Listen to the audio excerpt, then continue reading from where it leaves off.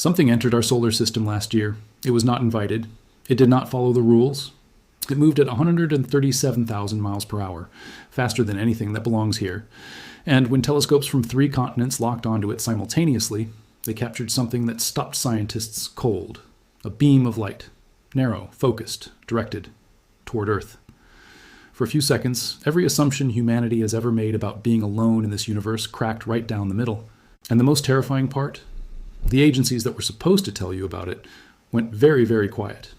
There are moments in human history where the universe stops being a backdrop and becomes a participant.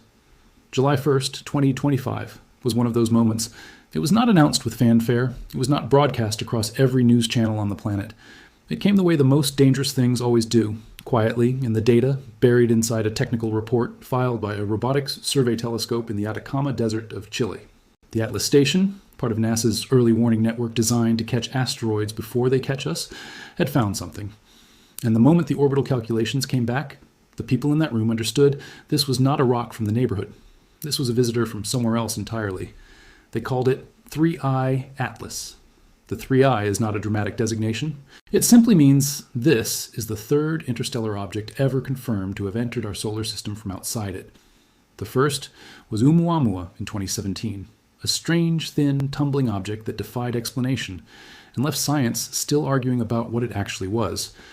The second was Comet 2I Borisov in 2019, more familiar in behavior, less alarming, something scientists could mostly file away and understand. But the third one was different. And the differences, once you start listing them, do not stop. Think about what it means to travel between the stars. The distances involved are not just large, they are incomprehensible by any human standard. The nearest star system to our own, Alpha Centauri, sits roughly 2 light years away. That is about 25 trillion miles. A spacecraft traveling at the speed of our fastest probes would take roughly 70,000 years to get there. And yet, 3II Atlas was not just casually drifting through the cosmic void, it was moving at 137,000 miles per hour when it was first detected. A speed so extreme that when pulled by the sun's gravity at closest approach, it accelerated to roughly 153,000 miles per hour, the highest ever recorded for any solar system visitor. This object had been traveling through the darkness of deep space for potentially billions of years, carrying secrets from a world we will never visit, passing through our solar system for a single, brief, unrepeatable moment, and then disappearing forever. But here is where it starts getting strange. Because from the very beginning, 3I Atlas did not behave the way it was supposed to. When astronomers pointed their instruments at it in those first weeks, they were expecting something like Oumuamua or Borisov, a rocky or icy object following predictable physical laws. What they got instead was an object wrapped in mystery from the moment they first resolved its shape. NASA's Hubble Space Telescope captured it on July 21st, 2025, and revealed a teardrop-shaped cocoon of dust coming off its solid, icy nucleus. That alone was visually striking. A shape unlike what most textbooks describe. But the physical appearance was not the most troubling thing. What was most troubling was what 3I Atlas was doing with its light. Here's what a comet does, normally. As it approaches the sun, solar radiation heats its surface. Ice subliments, meaning it converts directly from solid to gas. That gas pushes dust and debris away from the nucleus into a tail that always streams behind the object, away from the sun driven by solar wind. That is cometary physics. That is the rule. Every comet in the history of observation follows it. You have 2 tails, an ion tail pointing directly away from the sun, and a dust tail curved slightly by orbital mechanics. Both point away. That is not negotiable. That is how physics works. 3I Atlas pointed something toward the sun. Scientists have a technical name for it. An anti-tail, a sunward jet. A beam-like structure extending not away from the sun, but directly toward it, shooting out in front of the object as it traveled. Analysis of images from July 21st, 2025, revealed a collimated jet extending over 600,000 miles toward the sun. And according to Avi Loeb, no known comet had ever exhibited a physical sunward jet of this length. 600,000 miles. That is more than twice the diameter of the sun itself. And it was not spreading out and dissipating the way gas and dust naturally would. It was narrow, focused, collimated, which is the scientific term for a beam of energy or of matter that maintains its tight, directed shape over extreme distances. Read that again. A beam, maintaining its shape, over 600,000 miles, pointing toward the sun. But here is where it gets worse. The collimation, the tightness of that beam, was not a one-time observation. It persisted. In July and August 2025, and continuing into November, the jet base was offset by less than 8 degrees from the poles associated with the rotation axis of the nucleus. What that means is that as 3I Atlas rotated, this beam did not scatter randomly in all directions the way a natural outgassing event would. Instead, it precessed. It swung in a tight cone like the wobble of a spinning top, always anchored to the same axis, always maintaining extraordinary directional discipline. The probability of a natural comet doing this, according to Loeb's calculations, stood at roughly 0.025, meaning the odds of this occurring by chance were approximately 1 in 40,000. Think about what that means. 1 in 40,000. And then consider that the beam was doing something even more unusual. It was appearing on the night side of 3I Atlas, the side facing away from the sun. For a jet driven by solar heating of ice, that makes no sense. Ice sublimation requires sunlight. It happens on the sun-facing side of a comet. The fact that the jet appeared on the night side of the nucleus before perihelion and continued after implied the active regions were well insulated, a non-trivial anomaly for any natural comet. Natural comets are not insulated. They do not selectively activate their jets based on shielding. They respond to heat. They follow thermodynamics.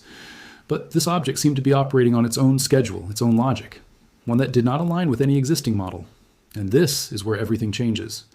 Because Avi Loeb, Harvard astrophysicist, former chair of Harvard's astronomy department, and one of the most credentialed scientists in the world, went public with an assessment that the mainstream scientific community was not comfortable hearing. Loeb created what he called the Loeb scale, a framework for evaluating how likely an interstellar object is to be of technological rather than natural origin. 0 means definitely natural. 10 means definitely artificial. And based on his analysis of 3I Atlas, he placed it at a 4. Not a 10, not a confident declaration of alien technology, but a 4, meaning there was, by his own scientific accounting, a meaningful, non-trivial probability that what was moving through our solar system was not a comet at all. He stated directly, 3I Atlas is most likely a comet of natural origin, but there are anomalies that give it a rank of 4 on the Loeb scale, where a rank of 0 is for a definitely natural interstellar object, and a rank of 10 is for a definitely technological object. A 4. From Harvard. That is not fringe speculation. That is a calibrated scientific judgment from one of the most serious astrophysicists alive, saying that after looking at all the data, he could not rule out the possibility that this object was built. But the beam was only one piece of this, because when scientists analyzed the chemical composition of what was coming out of 3I Atlas, the picture became more complicated still. The gas plume, the cloud of material surrounding the nucleus, contained something unexpected. Loeb highlighted that the gas plume surrounding 3I Atlas contained significantly more nickel than iron, a ratio consistent with industrially produced nickel alloys. In the natural universe, you expect nickel and iron to appear in roughly similar proportions in cometary material. They are forged together in stellar nucleosynthesis. They travel together through space. When you find a composition where nickel dramatically dominates over iron, that pattern, that specific imbalance, is something human engineers produce deliberately when manufacturing certain metal alloys for high-performance applications. Now, the mainstream scientific position is clear, and it should be stated honestly. The vast majority of astronomers believe 3I Atlas is a comet. NASA said so. ESA said so. Breakthrough. Listen, the world's most advanced extraterrestrial intelligence search program pointed the 100-meter Green Bank telescope, the largest steerable single-dish radio telescope in the world, at 3I Atlas less than 24 hours before its closest approach to Earth. They scanned frequencies from Mach 1 to 12 gigahertz. They found no artificial radio emission. They concluded the object continues to behave as expected from natural astrophysical processes. That is the official conclusion. And it matters. It should be taken seriously. Science does not work by ignoring the preponderance of evidence, and the preponderance says natural comet. But, and this is a critical but, the absence of radio signals does not explain the beam. It does not explain the nickel. It does not explain why the trajectory of this object was aligned to within 5 degrees with the ecliptic plane of the planets around the Sun, with a likelihood of only 0, 2% occurring by random chance. It does not explain why a visitor from another star system happened to cross through the plane in which all of Earth's planets orbit, almost perfectly aligned with that plane, as if you were being very careful with your words, it had been aimed. What most people are not seeing is the cumulative weight of these anomalies. Each one, taken in isolation, has a potential natural explanation. Unusual jet behavior, maybe exotic ice chemistry, strange nickel ratios, maybe the object formed in an unusual stellar environment. Precise ecliptic alignment, Possible, though unlikely. But when you stack these anomalies on top of one another, the probability of all of them occurring simultaneously in a single natural object begins to approach a number that is genuinely difficult to dismiss. Loeb noted that the probability for the combined occurrence of multiple independent anomalies is the product of their individual probabilities. And from the list, it was apparent that 3I Atlas is an extremely rare and mysterious object. The real story is not whether 3I Atlas is a spaceship. The real story is what humanity's response to it reveals about us.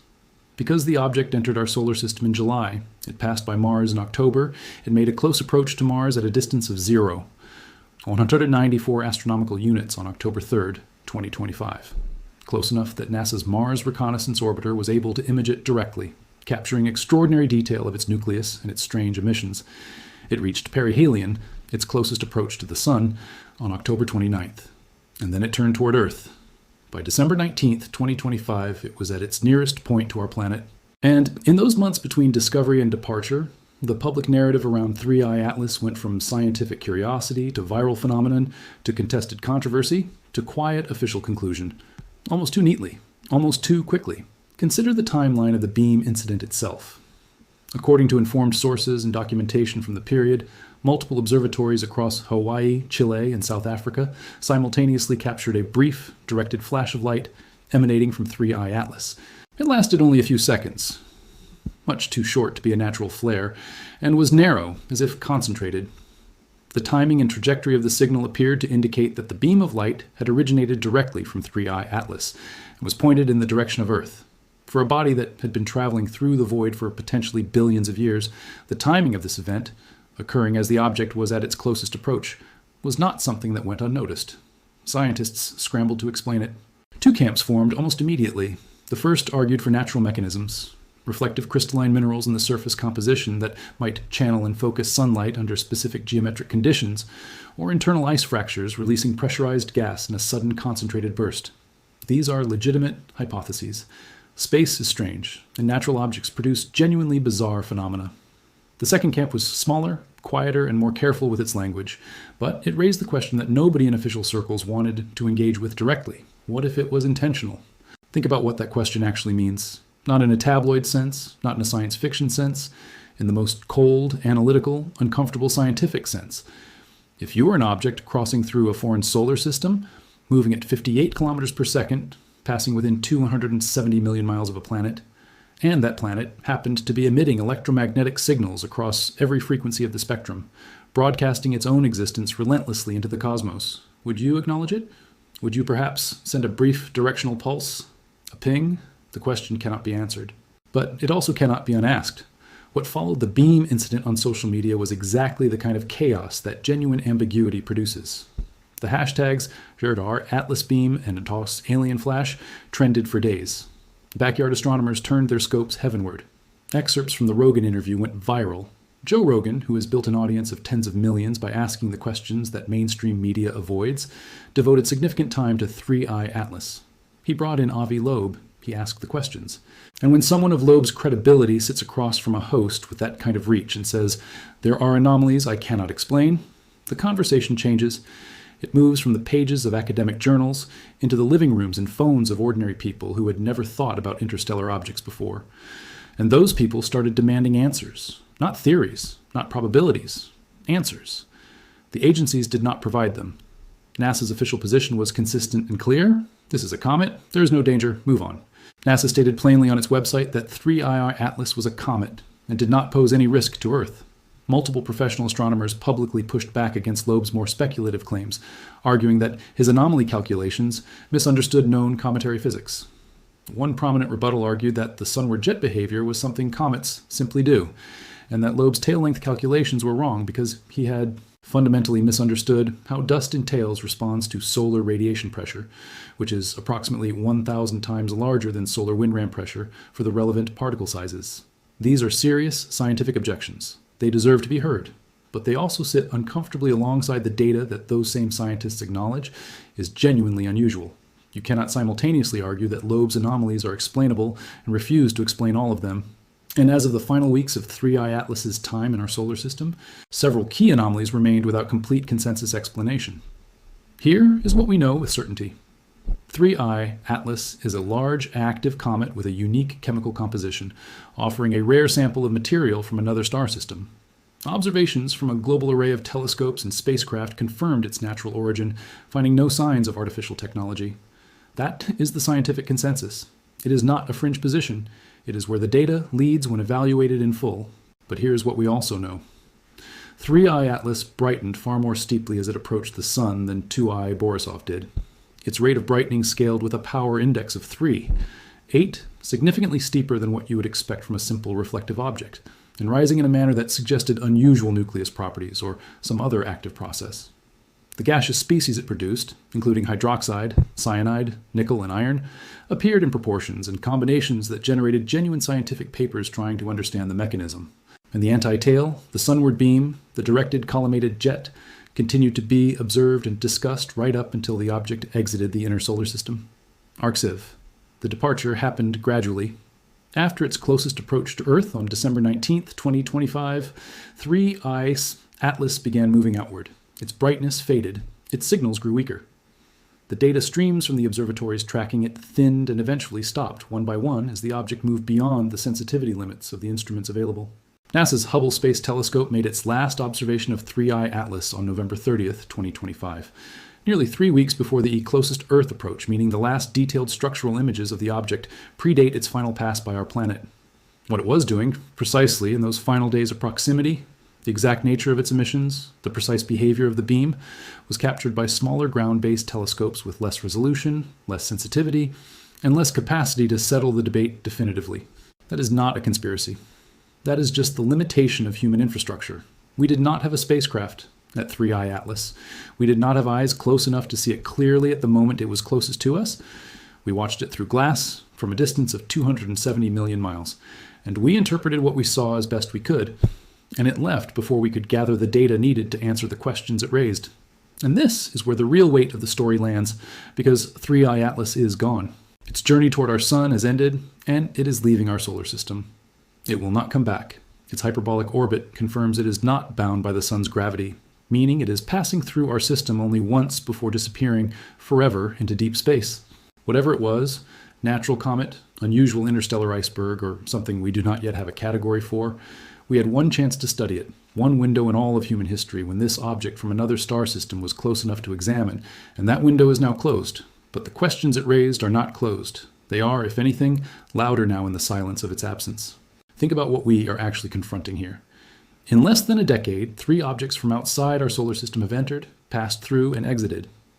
Oumuamua in 2017, still unexplained by any single natural theory, still generating papers, still the subject of deep scientific unease. Borisov in 2019, more ordinary, more cometary, something science could absorb and file away.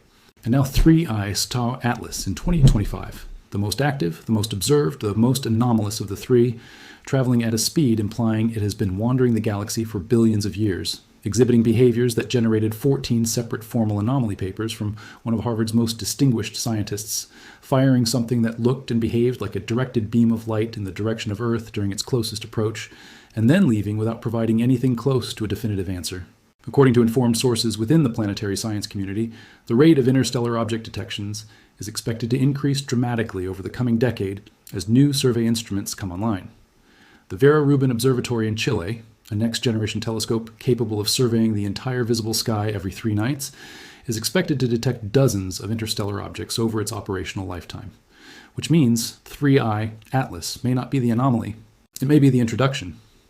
What most people are not seeing is the shift that these 3 objects, Oumuamua, Borisov, 3I Atlas, represent in the structure of the question itself. For most of human history, the question of whether we are alone in the universe was philosophical.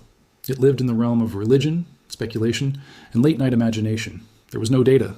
There was no object to point at.